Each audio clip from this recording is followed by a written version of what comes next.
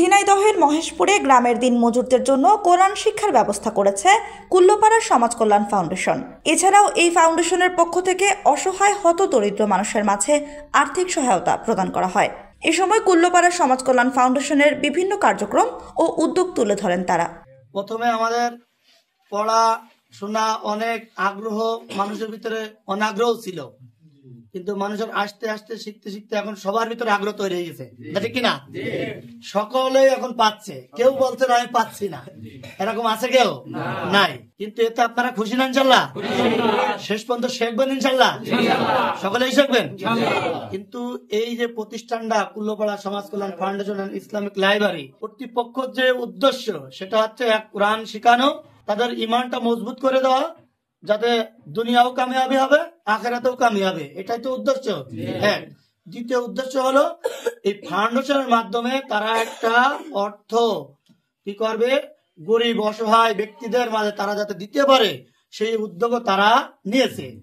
তা আমরা এখানে লেখাপড়া করতেছি না, তার পাশাপাশি আমাদের দ্বিতীয় যে মহৎ উদ্দেশ্য ছিল মানুষকে সেবা করা, মানুষের সহযোগিতা করা, বিপদগ্রস্ত মানুষের পাশে দাঁড়ানো, সেটাও আমরা আজকে থেকে ইনশাল্লাহ চালু করলাম, কথা ঠিক কিনা?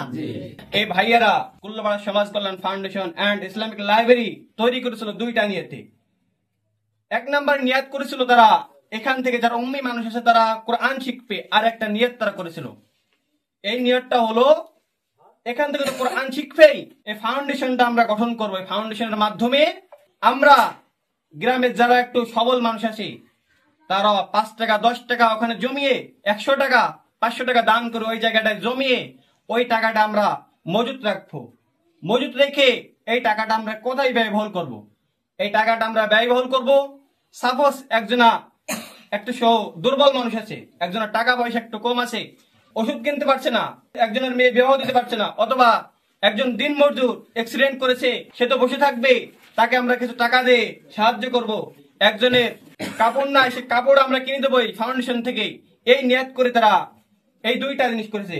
এক নম্বর হলো এখান থেকে আমরা কোরআন শিখবো, এবং দ্বিতীয় নাম্বার আমাদের এই সমাজ থেকে আমরা যারা একটু সবল মানুষ আছে আমরা প্রত্যেকেই এই জায়গাটাই একটু মজুত করব, একটু দান করে এই টাকাটা আমরা মজুত রাখবো, এখান থেকে যেন আমরা একটু দুর্বল মানুষকে সাহায্য করতে পারি।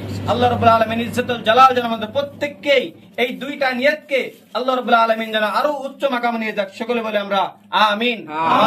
এই কুল্লোপাড়ার সমাজ কল্যাণ ফাউন্ডেশন থেকে আমরা এই কোরআন পড়া শিখছি এবং শেখার উদ্যোগ নিয়েছে যারা, আমাদেরকে উদ্যোগ নিয়ে যারা আমাদের পড়াচ্ছে, ইনশাআল্লাহ তারা তাদের এই সুন্দর এই পরিকল্পনাটা আমাদের খুব ভালো লেগেছে। এবং আমাদের এই দীর্ঘ সময় ধরে আমরা এই পরিশ্রম করে আমাদেরকে এই সমাজ কল্যাণের ফাউন্ডেশনের মাধ্যমে এই ছেলেপিলেকে সবাইকে আমাদেরকে কোরআন পড়ানো শেখাচ্ছে, বা আমরা শিখছি, আমরা শিখতে পারছি। এই বিষয়ে আমরা আল্লাহর রহমতে এগিয়ে গেছি। আল্লাহ আমাদের আরো সামনে যেন এগোনোর তৌফিক দান করে।